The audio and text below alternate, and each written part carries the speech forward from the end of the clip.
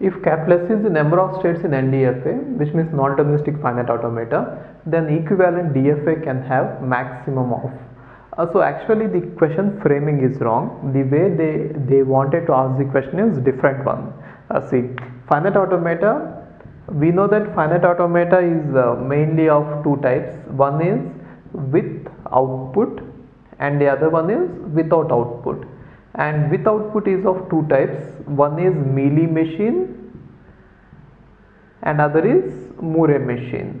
And without output is of three types. One is finite, this DFA, deterministic finite automata, other is NDFA, non-deterministic finite automata, and the other one is epsilon NFA, NFA with epsilon moves. Now they wanted to compare these two. Generally what happens is whenever we solve any problem using NDFA or non-deterministic finite automata, the size of the finite automata happens to be smaller compared to solving the same problem or accepting the same language using the deterministic machine. That is what generally happens, right? So what they wanted to ask is, if S is the number of states in a non-deterministic finite automata, if S is the minimum number of states in non-deterministic finite automata, then for the same language, if you try to construct the DFA with minimum number of states, how big can that machine be? Actually, see again, this topic, for this particular topic, if you want to learn in depth, again you have to watch GATE lectures only.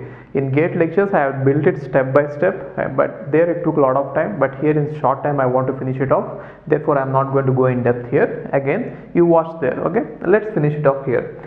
So I can give you some examples in which if S is the minimum number of states in NDFA, then the minimum number of states for the same problem can go or can take up as many as 2 power S minus 1, right? So this is the answer. The question framing is wrong because they are saying that equivalent DFA can have maximum of. So if such a question is framed, the problem is you can always frame a finite automata with any number of states. What I mean to say, if you can solve a problem using DFA using two states, you can solve the same problem using DFA with 100 states also. If you want, you can expand it. You can go to 200 states, you can go to 300 states. Therefore, asking just maximum with a normal equivalent DFA is wrong. The question should have been this way. Then equivalent minimal DFA can have maximum of.